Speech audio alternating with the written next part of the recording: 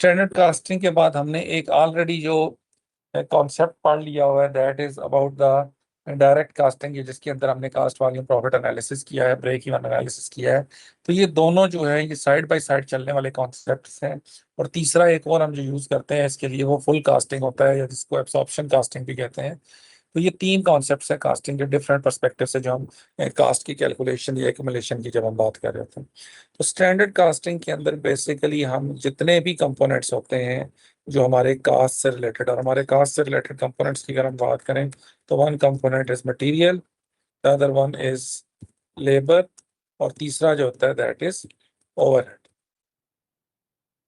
इन तीनों कंपोनेंट्स से रिलेटेड हम देखते हैं कि व्हाट वर आर एस्टिमेशंस, क्या हमने अपने स्टैंडर्ड सेट क्या किए थे। और उसके बाद जब हम एक्चुअली वो एक्सपेंसेस हम इनकर करते हैं तो हमारे एक्सपेंसेस जो है वो हमारे प्री डिटरमिन्ड जो हमारी एलोकेशंस होती हैं उससे कितना डेविएट करते हैं। जितना ज्यादा वो डेविएशन आती है उतना ही ज्यादा एक कंसर्न होता है मैनेजमेंट को कि किस तरीके से इन चीजों को उन्होंने ठीक करना है। अब तीन ही कंपोनेंट हमने कास्ट के डिस्कस किए हैं अभी तक। तो इन तीनों कंपोनेंट के लिए अलग अलग से हम इसके जो वेरिएंसेस हैं उसकी कैलकुलेशन करेंगे, और फिर हम देखते हैं कि कितनी वेरिएशन आ रही है और क्या क्या कंट्रीब्यूटिंग फैक्टर्स थे जिसकी वजह से ये वेरिएशन आती है। जब हम मटेरियल की बात करते हैं तो जाहिर है कि जितने भी हम एलोकेशन कर रहे होते हैं फंड्स की, ये सारा वो eight the start of the year हम सारी एलोकेशंस कर देते हैं।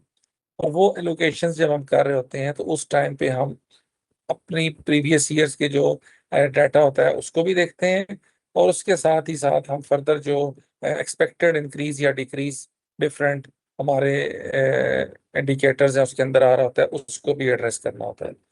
मटेरियल के पॉइंट ऑफ व्यू से अगर हम देखें तो हमारे पास दो तीन चीजें हैं जो इसके अंदर अपना रोल प्ले करती हैं। और उनमें सबसे पहले जब हम बात करें तो हम कहते हैं कि मटेरियल प्राइस, और दूसरा है मटेरियल यूजेज। अब ये दो चीजें हैं जो मटेरियल की जो हमारी एस्टिमेशंस होती हैं उसको इफेक्ट कर सकते हैं। और इफेक्ट जब हम कह रहे हैं तो it can go either way, it can go on the positive side and it can go on the negative side as well. Material price variance का मतलब ये है कि जब हम एक at the start of the year हम कहते हैं कि we are planning to initiate the production run for 50,000 units during this year. और उस 50,000 यूनिट्स के लिए ऑफ प्रोडक्ट ए सपोज हम बात कर रहे हैं, डिफरेंट डाइवर्स प्रोडक्ट्स ओनली। तो एक प्रोडक्ट की हम कहते हैं कि अगर हमारे पास 50,000 यूनिट्स हैं तो उन 50,000 यूनिट्स के लिए we would be in need of different types of materials. Material A B C D, चार पांच मटेरियल्स हमारे पास। हर एक कैटेगरी ऑफ मटेरियल की सर्टन एक हम एस्टिमेट करते हैं कि ये मटेरियल हमें इस प्राइस पे मिल जाए। अब एक हमारे पास प्राइसेस होती हैं जो हमारी बजटेड प्राइस होती है, या स्टैंडर्ड प्राइस जो हम कहते हैं कि ये हमारे पास मिलेगा।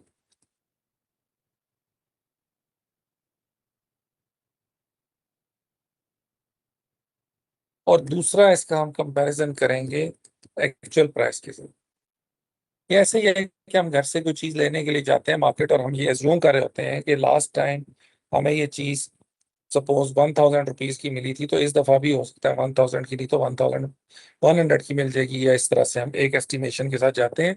और प्रैक्टिकली जब हम वो चीज़ परचेज करने जाते हैं तो वो चीज़ हो सकता है हमारे हमें हमारी एस्टिमेशन के एग्जैक्ट उसी फिगर पे मिले, या उससे कम पे मिल जाए, उससे ज्यादा पे मिल जाए। अगर तो हमारे जो एस्टिमेट्स होते हैं और हमारे जो एक्चुअल आउटकम है it would remain the same, it means there is no variance. Variance का मतलब ही आता है कि जब कोई वेरिएशन आती है between your estimates and actual outcomes. तो अगर कोई वेरिएशन नहीं आ रही है तो it means there is no variance. तो वहां पे फिर हमें इस चीज के बारे में वरी करने की जरूरत नहीं है कि हमारी जो फाइनेंशियल्स हैं या हमारी कास्ट ऑफ प्रोडक्शन है it would be affected due to the variation in the price of the material. लेकिन अगर उसमें कोई वेरिएशन आती है पॉजिटिव या नेगेटिव, अगर हमने एज्यूम किया था कि material A would be casting rupees 10 per unit, और जब हम जाते हैं तो अगर हमें वो 9 रुपीज पर यूनिट मिल जाता है तो it would favourable for us. और अगर हमें वो 12 रुपए का एक यूनिट मिलता है तो इट वुड बी अनफेवरेबल अस। तो ये दोनों पर्सपेक्टिव से हमने इसको एनालाइज करना है। दूसरा जो कंपोनेंट होता है वेरिएशन के लिए, जो जिसको हम एड्रेस करते हैं, दैट इज द यूजेज। हम ये एज्यूम कर रहे होते हैं कि प्रोडक्ट ए का 1 यूनिट बनाने के लिए हमें मटेरियल के 5 kg रिक्वायर्ड है, और जब प्रैक्टिकली हम वो बनाते हैं प्रोडक्ट, तो हमें पता चलता है कि ये तो 4.5 kg कंज्यूम हुआ, प्रोडक्ट हमारी रेडी हो गई है। या द अदर वे राउंड कि हम कहते हैं कि ये तो 6 kg यूज हो गया मटेरियल। तो जब आपकी expectations related to the consumption of the material change हो जाती है, जब एक्चुअल आउटकम्स की तरफ आप जाते हैं, तो इस वेरिएशन की वजह से जो आपकी कास्ट ऑफ प्रोडक्शन इंक्रीज या डिक्रीज होगी, that would be referred to the phenomena जिसको हम कहते हैं ये मटेरियल यूजेज वेरिएंस।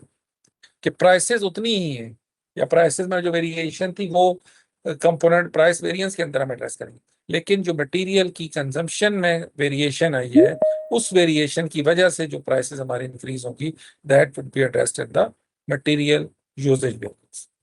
उसके बाद दूसरी जो कैटेगरी है, दूसरा जो कंपोनेंट है कास्ट का, that is the labour casting. Labour के अंदर भी दो एस्पेक्ट्स से हम उसको देखेंगे, कि एक को हम कहेंगे लेबर रेट वेरिएंस, और दूसरा हम कहेंगे लेबर एफिशिएंसी वेरिएंस। हम ये एज्यूम करते हैं कि लास्ट ईयर जब हमने लेबर को हायर किया था, तो we were paying them ₹2000 per hour या पर डे, जो भी हम रेट रखा था, 2000 पर आवर हम उनको पे कर रहे थे। तो इस दफा हम ये एज्यूम करते हैं कि हमें मिल जाएगी 2200 पर आवर। अगर तो हमें 2200 पर आवर पे लेबर हम हायर करने में कामयाब हो जाते हैं, तो it means there would be no variation. But अगर हमारी एक्सपेक्टेशन से ज्यादा प्राइस पे या उससे कम प्राइस पे अगर हम लेबर को हायर करेंगे, तो it would be leading towards the variation. और वो वेरिएशन होगी जो उस लेबर की प्राइस की वजह से वेरिएशन हो। और दूसरा जो वेरिएंस का कंपोनेंट होता है लेबर के अंदर, that would be the efficiency. एक बंदा है वो 2 घंटे में 1 यूनिट बना लेगा, एक बंदा है वो 4 घंटे में बनाएगा। तो जो बंदा जितना ज्यादा टाइम, हमने स्टैंडर्ड रखा हुआ है कि सपोज आप एग्जाम करते हैं, तो हम कहते हैं कि आपका एग्जाम का स्टैंडर्ड टाइम हमने रखा हुआ है 3 आवर्स। तो अब कुछ लोग हैं 3 आवर्स में जो कंप्लीट कर लेते हैं पेपर, कुछ लोग हैं जो 3 आवर्स से पहले कर लेते हैं, और कुछ लोग हैं जो 3 आवर्स में भी कंप्लीट नहीं कर पाते हैं। तो अगर 3 आवर में उससे पहले जो कंप्लीट कर लेंगे, तो it would B favourable for them. और अगर 3 आवर्स में कंप्लीट नहीं कर पाएंगे, तो it would B unfavourable. Same यही इसी तरह से यहाँ पे हम देखते हैं कि अगर आपकी labour is efficient enough to complete the task well before time, तो it would be giving benefit to the organisation, कि आपकी लेबर ने जल्दी चीजें बना दी without compromising the quality of the product obviously. और अगर वो ज्यादा टाइम कंज्यूम करेंगे, तो it would go against your productivity, कि आपकी प्रोडक्टिविटी एडवर्सली इफेक्ट हो रही है। तो ये दो दूसरा जो कंपोनेंट था वो ये था। तीसरा जो कंपोनेंट है, या तीसरा जो कॉन्सेप्ट जो आता है, that is basically the variation जो हमारी आती है ओवरहेड्स की वजह से। कि जब हम ओवरहेड्स को प्रिडिक्ट करते हैं, whether we are going for the customised departmental rate और we are going for the blanket rate जो अक्रॉस द बोर्ड सारी ऑर्गेनाइजेशन के जितने भी डिपार्टमेंट्स हैं, सब पे हम एक ही रेट अप्लाई कर देते हैं। तो दोनों केसेस में जब हम प्री डिटरमिन्ड ओवरहेड रेट्स के ऊपर चल रहे होंगे, तो यहाँ पे भी दो तरह के वेरिएंस आते हैं। One variance would be called as spending variance, and the other variance would be called as, पहला जो वेरिएंस है that is spending variance, and second variance would be called as volume variance. ठीक है। Spending variance और volume variance के अंदर जो variation आती है, इसको हम इस तरीके से एड्रेस करते हैं कि जो भी आपके ओवरहेड्स के अंदर वैसे क्या क्या चीजें आती हैं, ये बताया नहीं one of you. Sir electricity bill, rents, sorry, क्या क्या सर्विस चीजें? प्रोवाइडर्स की फीस। Sir electricity, rent. नहीं समझ आइए दान साहब, सॉरी।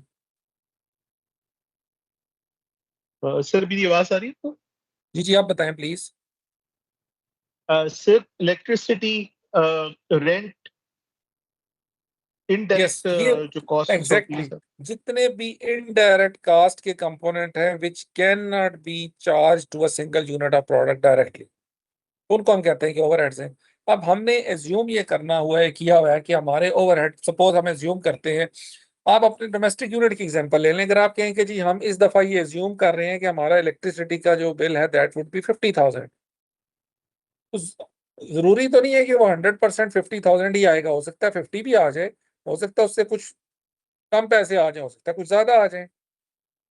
तो जब आपके इनडायरेक्ट एक्सपेंसेस के कंपोनेंट्स की प्राइसेस में वेरिएशन आ जाती है जो आपकी बजटेड अमाउंट से डेविएट करते हैं, तो दैट इज द कॉन्सेप्ट जिसको हम कह रहे हैं कि ये स्पेंडिंग वेरिएंस है, कि इनडायरेक्ट कंपोनेंट के एक्सपेंसेस या प्राइसेस में वेरिएशन की वजह से जो डिफरेंस आ रहा है between the expected outcomes and the actual outcomes, financial outcomes की बात ऑब्वियसली हम कर रहे हैं, तो उसको हम कहते हैं स्पेंडिंग वेरिएंस।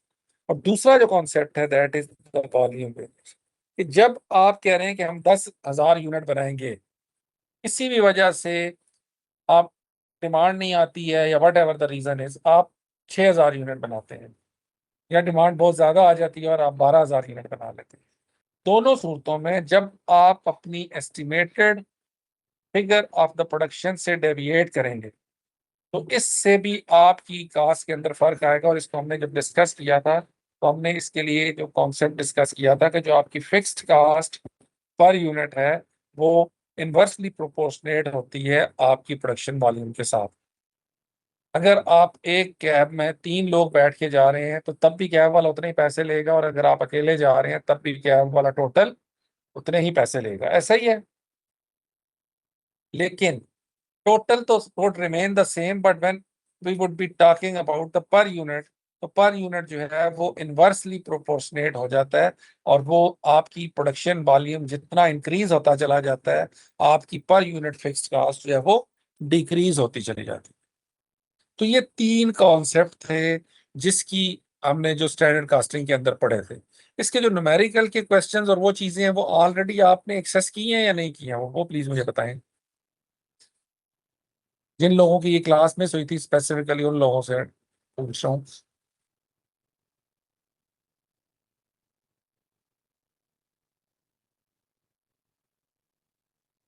जो न्यूमेरिकल की शीट या क्वेश्चंस जो मैंने आपके साथ शेयर किए थे, उनको आपने कंसल्ट किया बेटा आप लोगों ने?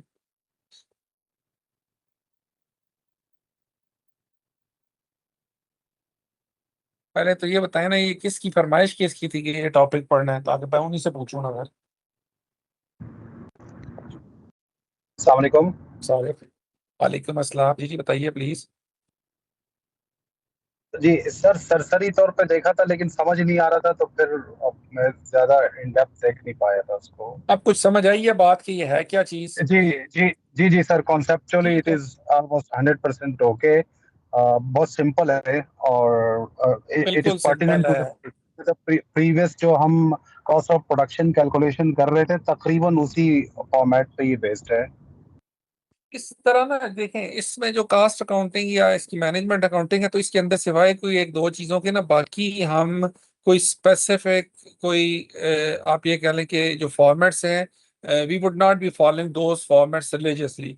उन फॉर्मेट्स को आप just for the sake of understanding तो देखते हैं, बट अगर आप ये कहेंगे जी कि हमने लेबर एफिशिएंसी वेरिएंस पहले कैलकुलेट कर दी है और वॉल्यूम वेरिएंस बाद में किया है, या रेट वेरिएंस पहले कर दी और मटेरियल, तो इससे कोई वो एज सच कोई उसमें नहीं होता, उसकी जो कॉन्सेप्चुअल मिस्टेक उसको कंसिडर नहीं किया जाता। वो आपकी अपनी करेक्ट। रिक्वायरमेंट है कि आपको कौन कौन से वेरिएंसेस चाहिए। बाकी जो इसके जो क्वेश्चंस हमने ऑलरेडी किए हुए थे, आप उसको दोबारा रिविजिट कीजिएगा, और आई होप कि वो चीज़ आपको क्लियर हो जाएगी, उसमें कोई प्रॉब्लम अब नहीं होगा।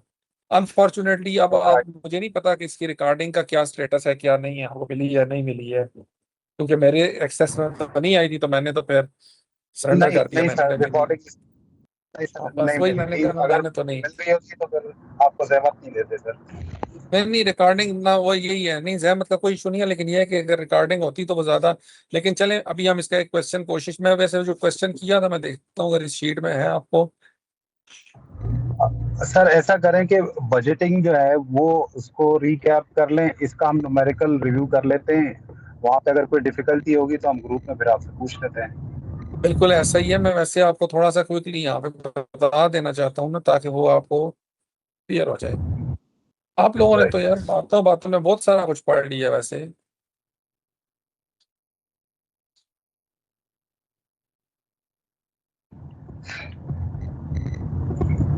और ये ज्यादा पढ़ने में भी आपका अपना कसूर है, मेरा कोई कसूर नहीं बेटा इसमें।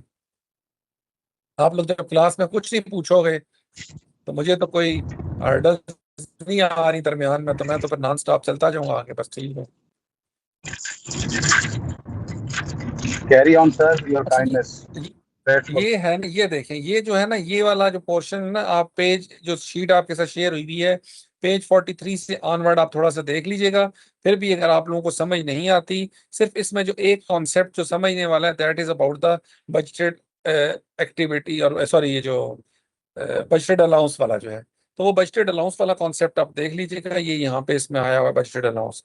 तो उसमें आपको बेसिक वही फिनोमेना है कि बजटेड अलाउंस के अंदर ये हमने क्या किया है कि हमने फिक्स्ड एफओएच का इम्पैक्ट जो है वो आपकी प्रोडक्शन के ऊपर इवनली जब डिस्ट्रीब्यूट करते हैं, तो अगर आपकी प्रोडक्शन ज्यादा हो रही है तो उसका पर यूनिट इम्पैक्ट कम हो जाएगा, और अगर प्रोडक्शन कम हो रही है तो पर यूनिट इम्पैक्ट ज्यादा हो जाएगा। बेस लाइन उसकी सिर्फ यही है, इसके अलावा इसके अंदर और कुछ भी नहीं था। ठीक है। दूसरा जो कॉन्सेप्ट था वो मैं आपको क्विकली बता देता हूँ। जो बजटिंग की हमने बात की थी, बजटिंग के अंदर हमने, अच्छा बजटिंग वाला वैसे ना ज्यादा आसान चैप्टर है। जिन लोगों ने क्लास अटेंड की थी, आई एम नॉट श्योर आप लोगों को ऐसा लगा होगा। बजटिंग सबसे आसान जो टॉपिक है आपके पूरे जितनी अभी तक हमने डिस्कशन किया, दैट इज बजटिंग। उसकी वजह यह है कि इसके अंदर कोई भी टेक्निकल चीज ऐसी नहीं है, सिर्फ आपकी कैलकुलेशंस इन्वॉल्व है।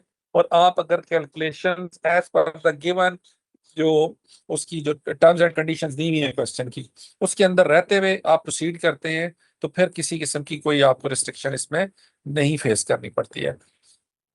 बजट की जब हम बात करते हैं तो usually we would be referring it to as the profit plan, क्योंकि बजट हम जब भी बनाते हैं, whether it is the budget of a country, it is the budget of a company, और या हम अपना डोमेस्टिक यूनिट का भी बजट अगर डॉक्यूमेंटेड फॉर्म में ना भी बनाए, तो जेनेरिक हमने कुछ हेड्स डिफाइन किए हुए होते हैं कि ये हेड जो हैं इसमें हमें अप्रोक्सीमेटली इतनी इतनी अमाउंट्स रिक्वायर्ड होंगी।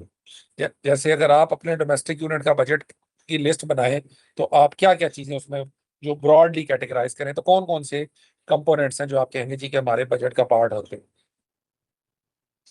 आप अगर घर का रेंट देना है, रेंट पे रहते हैं, तो घर का रेंट आपका एक बजट का पार्ट होगा। अब उसके बाद अगर if your kids are school going, तो उनकी स्कूल्स कॉलेजेस की फी आप देखेंगे। यूटिलिटी एक्सपेंस हैं आपके, बाकी जो किचन के एक्सपेंसेस हैं, ये वो 5-7 में बड़े आइटम तो यही होते हैं। तो ये वो चीजें हैं जिनके लिए हम बेशक डॉक्यूमेंटेड फॉर्म में ना सही, लेकिन हमारे बैक ऑफ द माइंड ये चीज होती है कि ये हेड्स जो हैं ये हमने इस हेड में इतने इतने पैसे रिक्वायर्ड होंगे। तो जब बजट कंपनी का बनाते हैं तो that would be more sophisticated and that would be more basically, उसको हम कहेंगे कि थोड़ा रिफाइंड फॉर्म में, डॉक्यूमेंटेड फॉर्म में हम उसको प्रेजेंट करते हैं।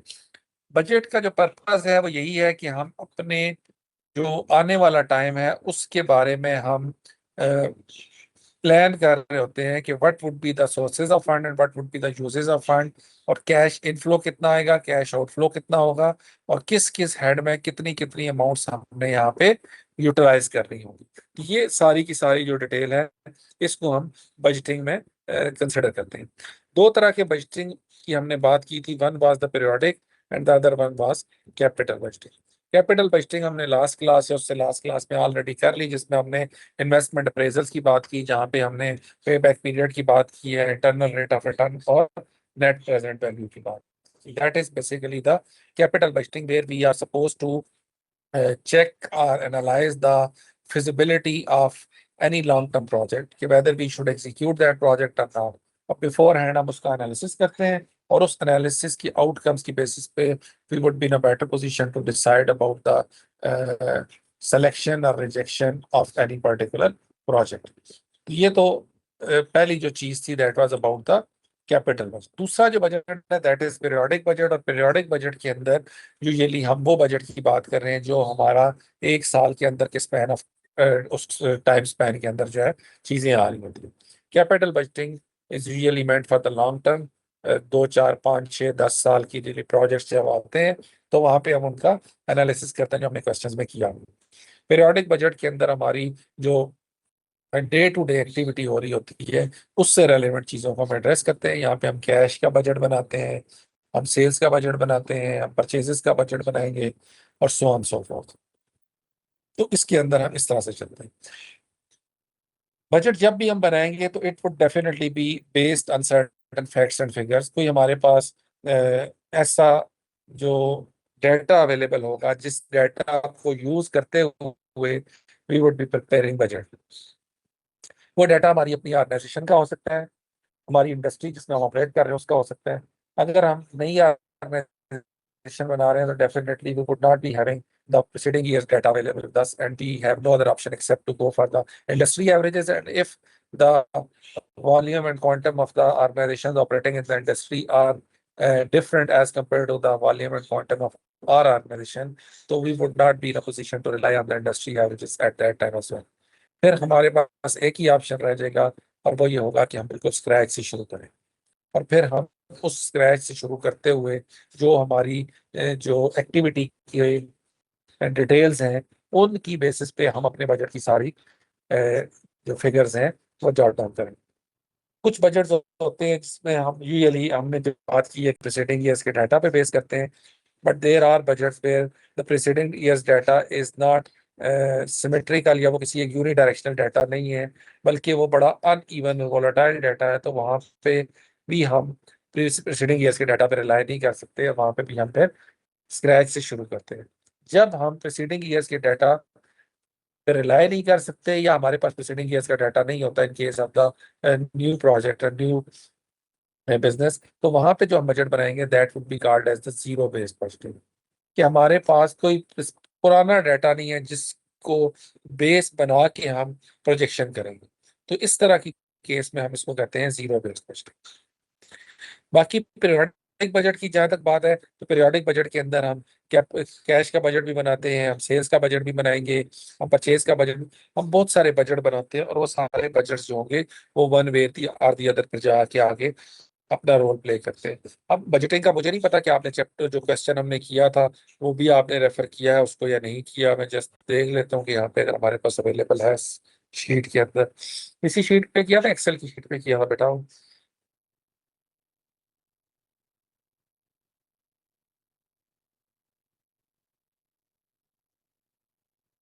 ये तो कैपिटल बजटिंग की सारी बात है। इससे पहले ये स्टैंडर्ड कास्टिंग है, और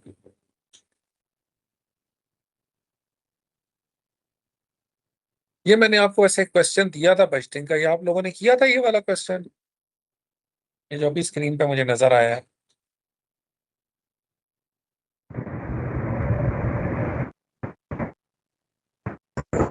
सर मैं तो नहीं कर सका हूँ, बाकी कुछ दिक्कत पता नहीं। नहीं, तो आप अगर क्लास आपने नहीं अटेंड की तो आपने नहीं किया होगा, लेकिन what about the rest of the class जो क्लास में थे और उनको ये किया था बेटा आप लोगों ने अटेम्प्ट?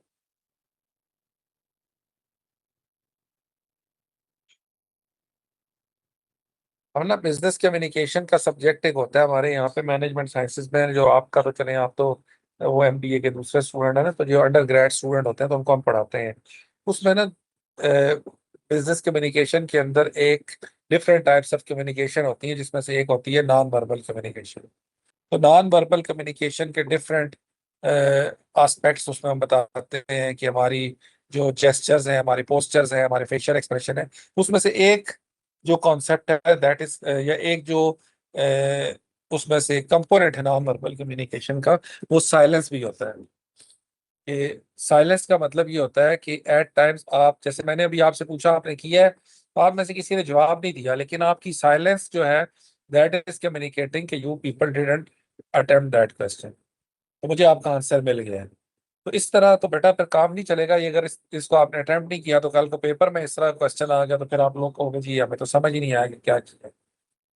आपने इनकम स्टेटमेंट बनाई हुई थी पहले? अगर आप इस क्वेश्चन को देखें, ये इनकम स्टेटमेंट नजर आ रही है आपको ऊपर जहाँ पे नेट इनकम तक हम जा रहे हैं? यहाँ तक तो कोई कंफ्यूजन नहीं है ना? पहले जो बात आ रही है सेल्स है, उसके नीचे एक्सपेंसेस हैं, और एक्सपेंसेस टोटल करके उसके बाद उन्होंने इनकम बिफोर इनकम टैक्स है, और एंड पे जाके नेट इनकम है। इसमें तो कोई प्रॉब्लम नहीं है बेटा, अगर है तो यार प्लीज बताएं ना, ओपनली बताएं, क्योंकि फिर कल को अगर No, पेपर no, में no, नहीं sir. कर सकेंगे तो फिर प्रॉब्लम होगा। ठीक है, It's simple, अब sir. उसके It's बाद simple. देखें See, ये प्रीसीडिंग ईयर्स की या ये ईयर 19A की इनकम स्टेटमेंट हमें दी हुई है उन्होंने। अगर आप दोबारा से थोड़ा इसको देख लें, उन्होंने क्या कहा क्वेश्चन में, Calcor company has been a wholesale distributor automobile parts for domestic automakers for 20 years. Calcar has suffered through the recent slump in the domestic auto industry, and its performance has not been rebounded on the levels of the industry as a whole. Calcar's income statement for the year ended 30th November 30th 19A is as follows. उसका ये 30th नवंबर पे complete होता है और ये पिछले साल की परफॉर्मेंस उन्होंने दे दी है। अब आगे जो सारी बात है, that is basically the application of the budgeting. वो क्या कह रहे हैं, Calkers management team is considering the following actions for fiscal year 19B which they expect will improve the profitability and result in a 5% increase in unit sales.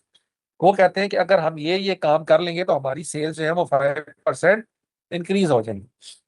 क्या क्या काम उन्होंने किए, इंक्रीज सेल्स प्राइस बाय 10%। अब आपने करना क्या है, सिंपली आपने ये करना है कि ये आपके पास जो आउटकम्स लिखे हुए हैं, तो आपने क्या करना है, जब सेल प्राइस 10% इंक्रीज करनी है तो यहाँ पे हमारे पास क्या हो जाएगा, इसका सेल प्राइस 10% इंक्रीज कितना हो जाएगा इसका, 840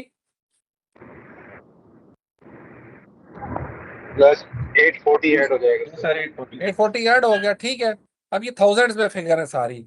नीचे उसने क्या, increase advertisement by 420,000 and hold all other marketing and administrative expenses at fiscal. सिर्फ उसने क्या, एडवर्टीजमेंट के एक्सपेंस जो है वो आप इंक्रीज करें कितना, 420,000। तो ये बाकी एक्सपेंस सारे वो ऐसे ही रहेंगे, एडमिनिस्ट्रेटिव ये वो सारे, जिसमें हमने क्या किया 420 ऐड कर दें, और तो कुछ नहीं कर रहे ना हम।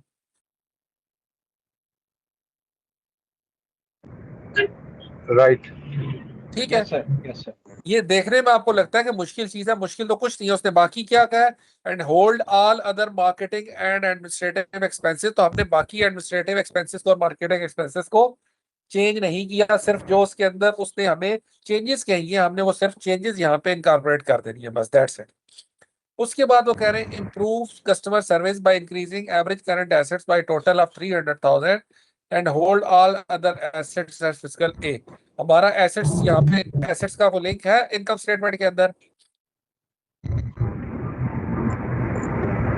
नहीं है सर।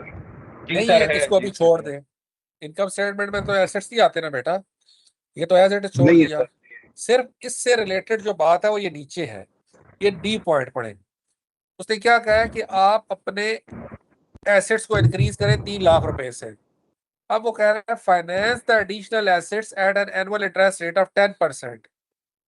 तो ये जो 3 लाख रुपए इसके 10% कितना होता है, 3,000 और 9,000 होगा सर। 30,000, 30,000 हो गया ना। और उसने साथ ये कह दिया and hold all other assets, sorry and hold all other interest expense eight fiscal 19A11। तो ये 30,000, मतलब ये 30 मैंने यहाँ पे इंटरेस्ट में ऐड कर दिया है। ये क्लियर होगी बात ये भी।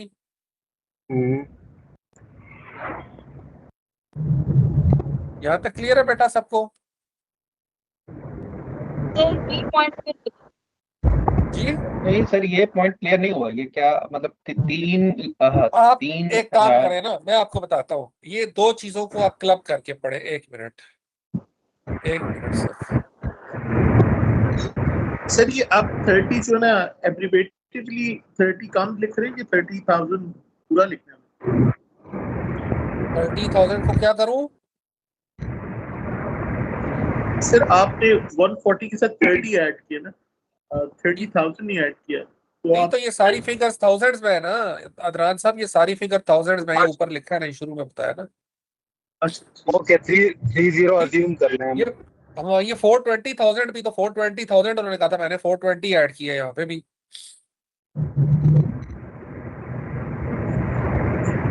ठीक है, राइट। अब जो ये तो 38 हाईलाइट है किया। That is 30,000 right.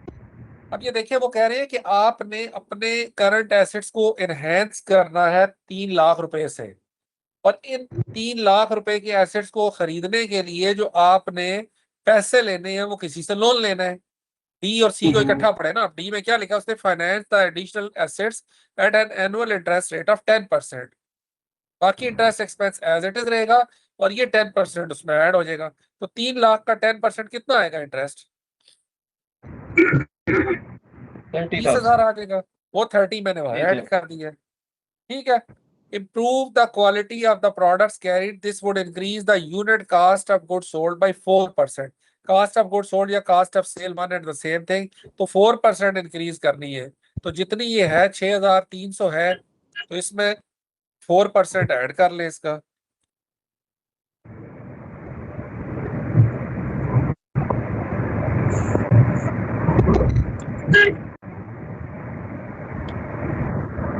ठीक है। Right sir. ठीक है। अच्छा, उसके बाद और क्या रिक्वायरमेंट है जी इसमें? बस दैट्स इट। अब वो कहता है जी कि effective income tax is expected to be 40%। अब वो 40% जब आपने निकालना है तो वो आपने थोड़ा सा प्लीज ये जहन में रखनी है बात। अभी कितना है? 40% ही है ये। 112 डिवाइडेड बाई 280 करें, क्या आता है? 40% ही आता है।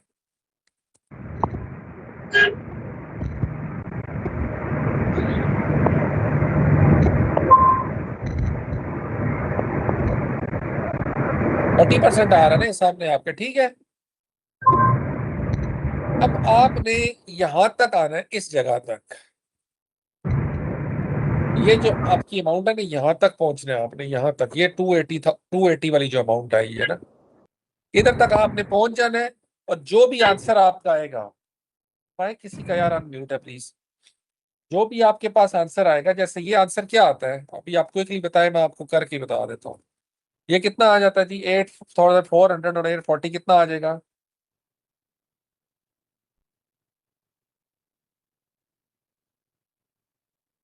सर इसका जो भी आएगा उसका 40% ऑफ टैक्स लेंगे सर, इनकम टैक्स। यस, ये जो 280 की जगह जो भी आंसर आएगा ना आपके पास, ये सारा प्लस माइनस करके, तो उन्होंने कहा ना कि टैक्स रेट 40% है, तो आपने 280 का 40 उन्होंने लिया था। अब जो भी इनकम बिफोर इनकम टैक्स है, that would B basically the income which is taxable. तो जो टैक्सेबल इनकम है उसी के ओके ऊपर ओके टैक्स 40% लगा देंगे हम। ठीक राइट है। राइट। तो 280 की जगह जो भी फिगर आपके पास आएगी, उस फिगर का 40% लिखेंगे, वो यहाँ पे 112 की जगह सो आएगा। सर और उन दोनों का डिफरेंस इज इट 49 का। जो हम कहते हैं Sorry? EBIT sir, is it EBIT? It is not EBIT. EBIT तो वो इससे ऊपर वाली है फिर, क्योंकि इंटरेस्ट तो माइनस हो चुका है। ये अर्निंग बिफोर टैक्स है। मैं अप टू 280 कह रहा हूँ, ये बिफोर टैक्स है, तो एबिट तो ये होता है ये ना, ये एबिट होगा देखिए। या इसके बाद वाली फिगर एबिट ये होगी? होता है ना, एबिट ये होता है। यस। तो इसमें तो इंटरेस्ट ऑलरेडी हम माइनस कर चुके हैं, तो एबिट तो नहीं है। और जो नीचे 168 आ रहा है, नहीं, मैं आपको ये कह रहा हूँ, ये एबिट नहीं है ना। ये अच्छा ईबीटी है ये बेसिकली। टैक्स तो हम ऑलरेडी निकाल चुके ओके हैं ना। आप पॉइंट समझे नहीं समझे? सॉरी, इंटरेस्ट तो हम पहले माइनस कर चुके हैं। एबिट वो ओके। होता है अगर यहाँ पे सर ये एडमिनिस्ट्रेटिव एक्सपेंसेस के बाद यहाँ पे हम आउटकम को लिखा होता है ना इसका, तो that would have been called as EBIT. Sir ये 280 हम माइनस कर देंगे इसमें से ओके बिफोर इंटरेस्ट। इस सेल्स ऑफ। मैं तो इसीलिए कहा था, आप अगर थोड़ी सी तकलीफ करें, कैलकुलेटर इस्तेमाल करें, तो मैं भी आपको क्वेश्चन पूरा करा देता हूँ। जस्ट मैक्सिमम 1 मिनट से 1.5 मिनट का क्वेश्चन है ये।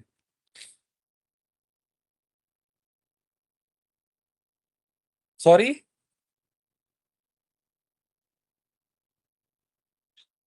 भाई ये, हाँ आप कर देना ताकि ये क्लियर हो जाए ना। जो लोग साइलेंट ऑब्जर्वर है, जो नहीं पूछना चाहते हैं या वो किसी वजह से नहीं पूछते हैं, तो उनको कम से कम ये वो ना रहे ना जी कि हम पूछते तो ये बता देते। तो इसलिए भी इसको क्लियर कर ले। ये 9,240 आया था। 6,300। हाँ जी। just 6,000 टोटल बता दें। 6,550 Sir, 52 ये आ six गया double five two sir. 6,552 आ गया ये। जी सर। जी सर. तो ये अब आगे चला जाता ना, ये इसको थोड़ा सा फॉर्मेटिंग के इश्यूज हैं अब यहाँ पे, क्योंकि ये क्वेश्चन था। चलो करते हैं क्वेश्चन, ठीक है। अब इसी तरह मार्केटिंग एक्सपेंस कितने हो गए अब ये 1200 पूरा हो गया, ठीक है। नीचे वाला कितना ही रहेगा, ये 900 ही रहेगा।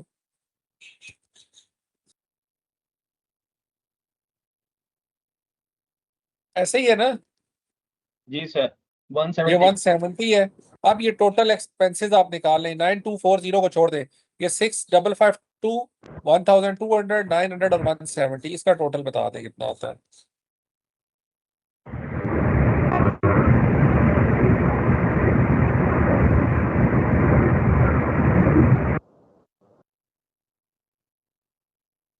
ये आ रहा है, 8822। यही आ रहा है 8822।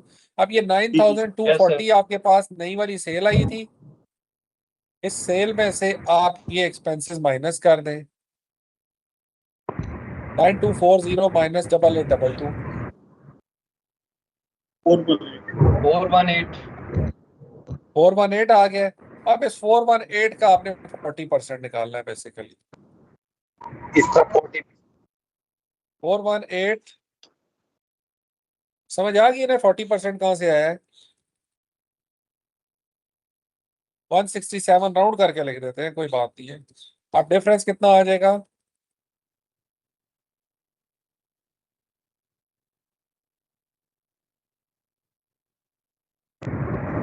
सर एक छोटी सी फेवर करते हैं, ये इनकम टैक्स के साथ ब्रैकेट में 40% लिख दे सर। ये लिख देता हूँ जनाब, यस, ये याद भी तो सॉरी मैं रखा हुआ है जवाब यार इसलिए आप। दे रहा हूँ। तो सर मैं अभी भी ऑन द रोड हूँ, भुट्टो साहब के मज़ार के सामने से गुजर रहा हूँ अभी, कहाँ से गुजर रहे हैं, रत्तो डेरो। अच्छा आप इतने दूर से क्लास पढ़ते हो यार। नहीं सर, मैं इस्लामाबाद में रहता हूँ and recently got a job eight Karachi, moved to Karachi, family is in Islamabad and moving around whole Pakistan. अच्छा चलो अच्छी बात है, घूमते फिरते पढ़ रहे हो ना आप, ठीक है। अच्छा अब इसका आंसर तो बताओ ना क्या आता है।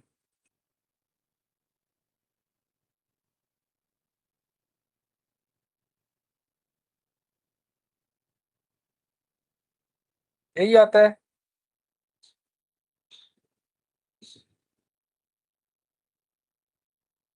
418 में से 167 हमने माइनस कर दिया है, तो ये आपके पास आंसर आ गया बस।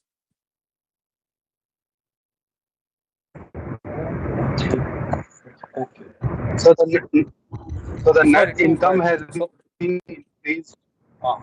सॉरी सॉरी 251, ठीक है। सर 251।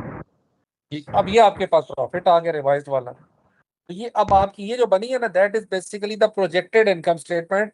ये वो चीज है which you are basically trying to achieve these figures, and for achieving those figures ये उन्होंने कहा कि आप अगर चेंजेस करेंगे then you would be able to reach to your desired outcome of 251 rupees income, net income. Otherwise आप उस तक नहीं पहुंच पाएंगे, ठीक है। चलें एक ये क्वेश्चन था जो आपके खाते में छोड़ा था, लेकिन आपने कहा कि वो भी हमने नहीं करना। अब बाकी ये वाला जो क्वेश्चन है ये ऑलरेडी हम ये कर चुके हुए हैं आई बिलीव, जो ये वाला है बजटिंग वाला है ना, और इसमें कोई मुश्किल चीज नहीं है। हमने स्टार्ट करना है, देखें पैटर्न आप अगर जहन में रखेंगे तो बजटिंग के इस तरह के क्वेश्चन में आपको कभी प्रॉब्लम नहीं होगी। आप अगर ये कह रहे हैं कि हमने मटेरियल का बजट बनाना है, तो for material budget you should be having the budget of the production with you. आपको पता होगा कि कितने यूनिट बनाने हैं जिनका मटेरियल। अब सेल्स का बजट आपने बनाया है, तो सेल्स के बजट के लिए आपने कहा जी, सॉरी प्रोडक्शन का बजट बनाया तो आपने कहा जी कि ये इतने यूनिट हमारे पास अवेलेबल होंगे क्लोजिंग में और इतने यूनिट हमने सेल करने हैं, तो आपको प्रोडक्शन का बजट पता चल जाता है ओपनिंग और क्लोजिंग इन्वेंट्रीज की फिगर्स। जरूरी नहीं है कि आप कहते हैं कि अगर 40,000 यूनिट हमने सेल करना है तो हम 40 ही बनाएंगे। कुछ पिछले साल के पड़े हुए होंगे, कुछ आपकी रिक्वायरमेंट है कि जो आप क्लोजिंग इन्वेंट्री में हर टाइम पे अपने पास रिटेन करना चाहते हैं। तो उन दोनों फिगर्स को आपने बैलेंस करके और फिर आपने डिसाइड करना है कि कितना आपके पास प्रोडक्शन का बजट होगा। जब प्रोडक्शन का बजट डिसाइड करेंगे तो फिर आप कहेंगे कि इतने यूनिट प्रोड्यूस करने के लिए हमें कितना कितना मटेरियल चाहिए, लेबर के कितने आवर्स हमें रिक्वायर्ड है, FOH के कितने आवर्स रिक्वायर्ड हो। तो ये सारी चीजें जो है ये तब फिर आपके साथ उसमें क्लब होती है। और इसके तो हमने ऑलरेडी जो एक्सेल में शीट बनाई थी उसके अंदर फार्मूले वगैरह लगे हुए हैं, तो इसमें आई होप आपको प्रॉब्लम नहीं होगा। ठीक है जी। सर वो एक्सेल की शीट भी काइंडली अगर शेयर कर दें, जो आपने वो वर्ड ऑलरेडी की शेयर हुई है। की भी है ग्रुप एक्सेल की शीट में। हम काम कर रहे थे, किस में कर रहे थे मुझे सॉरी बिल्कुल जहन में नहीं है। सर वर्ड तो शेयर की हुई है आपने, ये वाली आई थिंक इसमें न्यूमेरिकल सर नजर तो एक्सेल की आया नहीं था। की थी, सिर्फ वर्ड की थी आपने। एक्सेल ये वर्ड में किया था हमने क्वेश्चन, एक्सेल में किया था ये।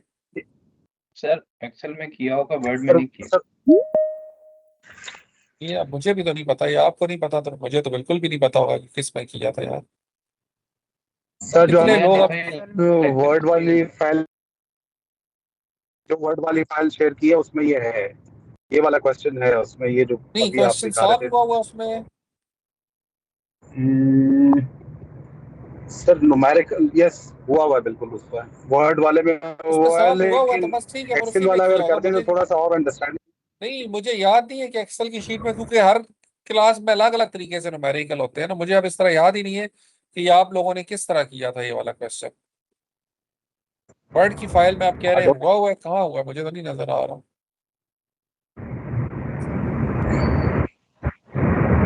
नहीं सर, नहीं हुआ। नहीं तो ये क्वेश्चन तो हमने किया हुआ है बजटिंग का, तो फिर कहाँ किया था अगर इसमें भी नहीं किया तो।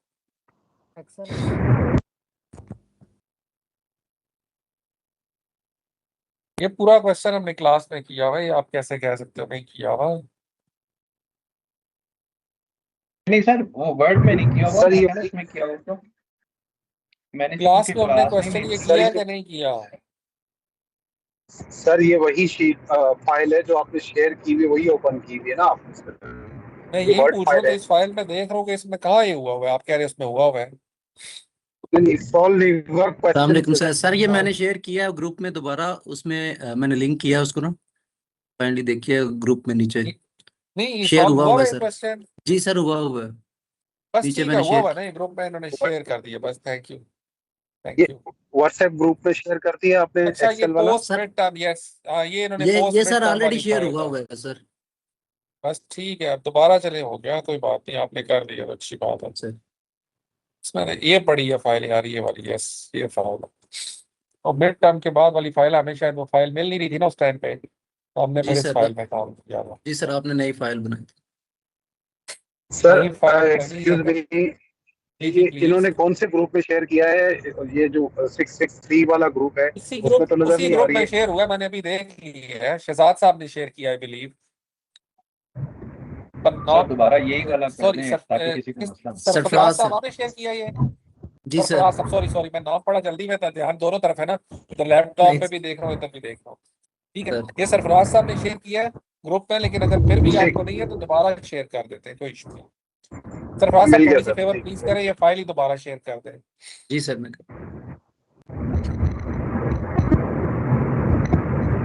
ठीक हो गया जी ये। इसमें जहाँ जहाँ कैलकुलेशन है ना, मैं आपको क्विकली एट अ क्लास बता देता हूँ कि हमने जो स्टार्ट किया था सबसे पहले इस क्वेश्चन में हमने किया, क्योंकि इसमें ना थोड़ा टाइम आपका लगता है इस तरह के क्वेश्चन में। हमने स्टार्ट किया सबसे पहले, हमने कहा कि प्रोडक्शन बजट बनाना है, तो हमने एक्सपेक्टेड सेल्स हमें क्वेश्चन में गिवन है। अब क्वेश्चन की हमने एक्सपेक्टेड सेल्स जितनी भी थी, उसके बाद हमने ओपनिंग इन्वेंटरीज उसकी लिखी है, और क्लोजिंग, और आप ये देखेंगे तो प्रोडक्शन बजट जहाँ पे है, तो ये आपको फार्मूला नजर आ रहा है। ठीक है, कि हमने क्या है कि हमने प्रोडक्शन बजट में से हमने ओपनिंग इन्वेंटरीज माइनस की और क्लोजिंग इन्वेंटरीज उसमें ऐड की है। कि ओपनिंग तो वो थी जो हमारे पास ऑलरेडी है, तो वो तो हमें बनाने की जरूरत थी, लेकिन साथ ही उन्होंने कहा कि आपके पास क्लोजिंग भी इतनी होनी चाहिए, तो वो फिर हमने उसमें ऐड कर दी है। जहां जहां पे आप देखेंगे तो ये सब में फार्मूले लगे हुए, आपको होपफुली इसमें प्रॉब्लम नहीं होगा। सीक्वेंशियल अरेंजमेंट इसका यही है कि सबसे पहले प्रोडक्शन बजट बनेगा, उस प्रोडक्शन बजट के बाद में फिर मटेरियल के बजट बनाए हैं, मटेरियल ए और बी का परचेज का बजट बनाया है। उसके बाद फिर हम पहले मटेरियल की रिक्वायरमेंट का बजट, फिर मटेरियल की परचेज का बजट, उसके बाद लेबर का बजट, और उसके बाद FOH का बजट। तो सीक्वेंस इसका यही रहेगा। तीनों चीजें फिर हमारे पास मैन्युफैक्चरिंग कास्ट टोटल जो हमारे पास आ गई। ठीक है, कैश का बजट आई गेस हमने नहीं शायद बनाया, या बनाया था कैश का भी।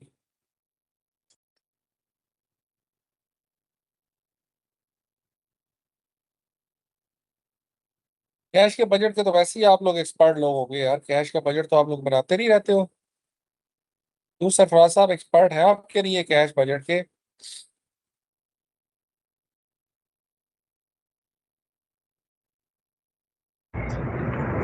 सर हम तो सिर्फ कैश उड़ाने वाले हैं इस पर।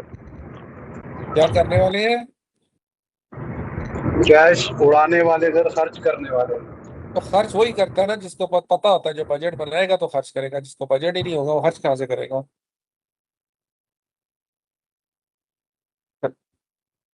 एक मिनट में आसान सा क्वेश्चन देख रहा हूँ मैंने कोई, बहुत सारा स्टाफ होता है तो मोबाइल में भी उल्टी सीधी जो है ना फाइलें ग्रुपों में शेयर नहीं होती हैं, तो उसमें काम की चीज जब ढूंढने लगो ना वही नहीं मिलती है, बाकी सारी चीजें मिल जाती हैं।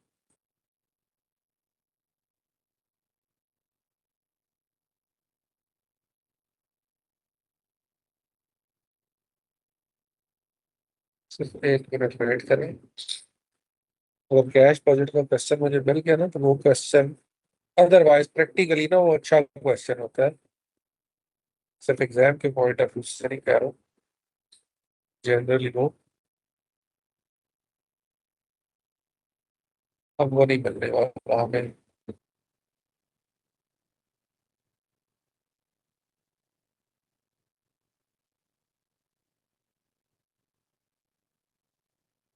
एक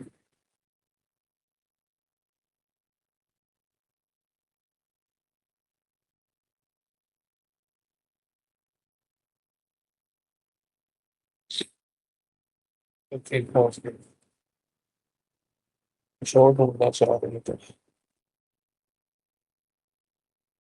पेपर आपसे कब से है भाई? 5 से 10 तारीख से?